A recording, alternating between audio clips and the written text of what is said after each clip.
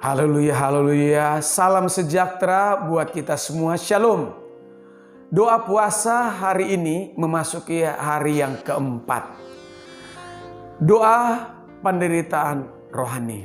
Sebelumnya mari kita baca Matius 27 ayat 46. Kira-kira jam 3 berserulah Yesus dengan suara nyaring.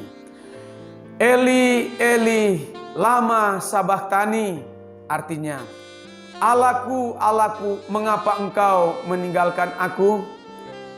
Teriakan Yesus memperlihatkan dahsyatnya dosa dan bagian yang harus ditanggungnya sebagai pengganti manusia yang berdosa.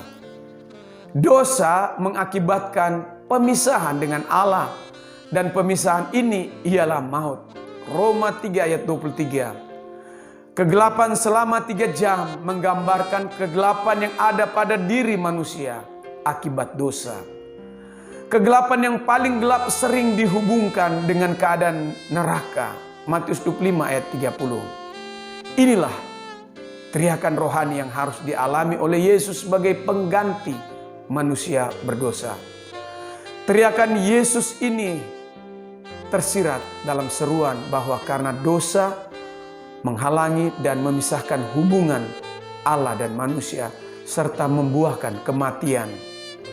Menurut Derek Prince dalam sebuah analis dari Yesaya 53, di atas kayu salib terjadi sebuah pertukaran, yaitu semua kejahatan karena pemberontakan manusia ditukar dengan semua kebaikan karena Yesus taat dan tidak berdosa.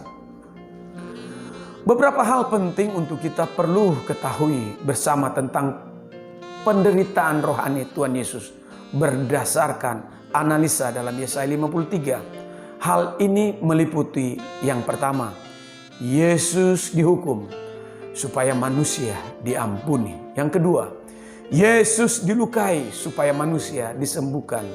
Dan yang ketiga, Yesus dijadikan berdosa supaya manusia menjadi benar. Dan yang keempat, Yesus menemui maut supaya manusia menerima hidup yang kekal. Dan yang kelima, Yesus dijadikan kutuk supaya manusia mendapatkan berkat. Dan yang keenam, Yesus menjadi miskin supaya manusia menerima kelimpahannya. Dan yang ketujuh, Yesus dipermalukan supaya manusia menerima kemuliaannya. Dan yang kedelapan, Yesus ditinggalkan supaya manusia diterima oleh Allah.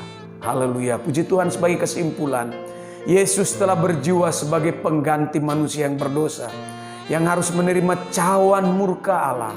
Karena kasih-Nya bagi manusia, Ia rela membiarkan hukuman Allah atas dunia ditimpahkan atas dirinya.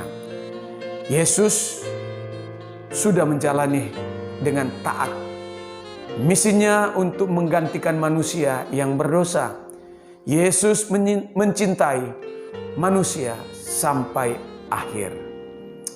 Kekasih dalam Tuhan, pokok doa hari ini dalam doa puasa 40 hari yang keempat. Yang pertama, mari kita berdoa agar umat manusia sadar dan bertobat dari kesalahannya.